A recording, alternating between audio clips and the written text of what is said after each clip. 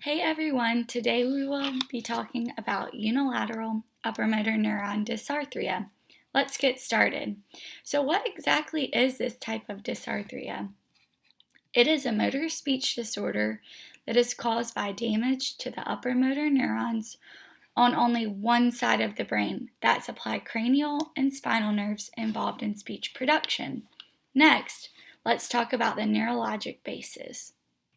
Remember that most cranial nerves that are important for speech muscles receive bilateral innervation from upper motor neurons, except the lower face and the tongue. Therefore, speech deficits are usually less severe after a unilateral upper motor neuron damage versus bilateral. Let's talk about the deficits that are caused by unilateral damage.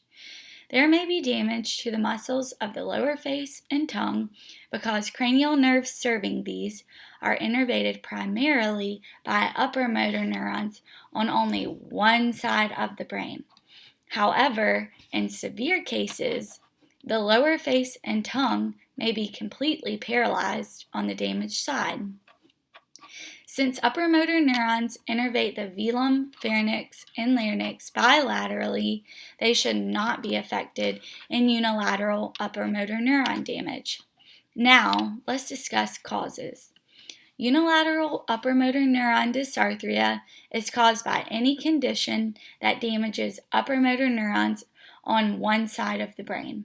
Pathologies causing focal lesions, meaning one location, are the most common cause. Three different causes include strokes, tumors, and traumatic brain injuries. Strokes are the most frequent cause of unilateral upper motor neuron dysarthria.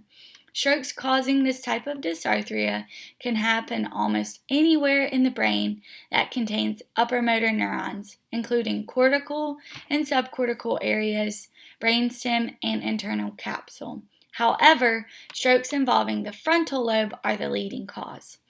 Although tumors are not a common cause of this type of dysarthria, brain tumors can cause focal unilateral upper motor neuron damage, resulting in this type of dysarthria.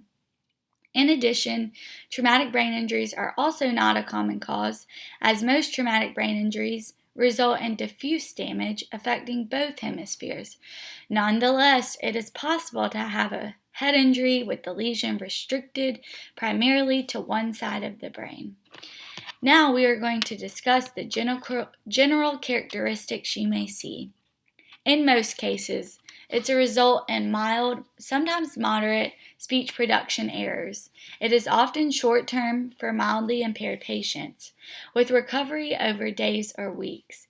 However, in more serious cases, it may co-occur with other disorders such as aphasia, apraxia, limb hemiparesis, visual deficits, or cognitive impairments.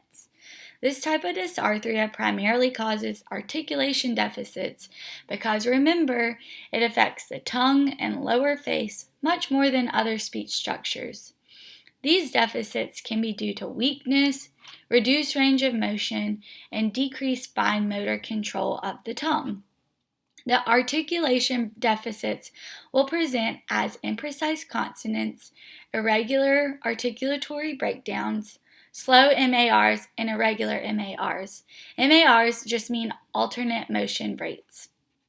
Other characteristics include mild to moderate harsh vocal quality as a result of mild vocal fold weakness or spasticity, a previously known lesion present with a new dysphonia, or a general medical condition not attributed to upper motor neuron damage. Also, you may see hypernasality due to mild muscular weakness in the velum. It should be noted that prosody and respiration are rarely impacted in this type of dysarthria. However, if prosody is affected, it will likely cause slightly slow rate of speech. So now that we have covered the basics, how do we evaluate for this type of dysarthria?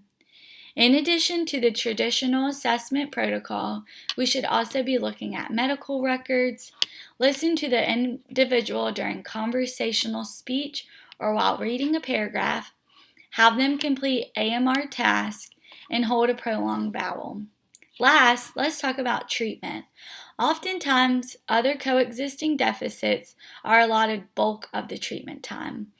Articulation sometimes may be so minor that the speech-language pathologist decides not to treat it. However, if the clinician chooses to address unilateral upper motor neuron dysarthria, they will do traditional articulation drills.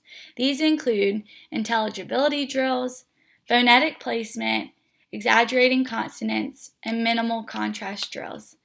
Thank you for joining me in my brief overview of unilateral upper motor neuron dysarthria. See you next time.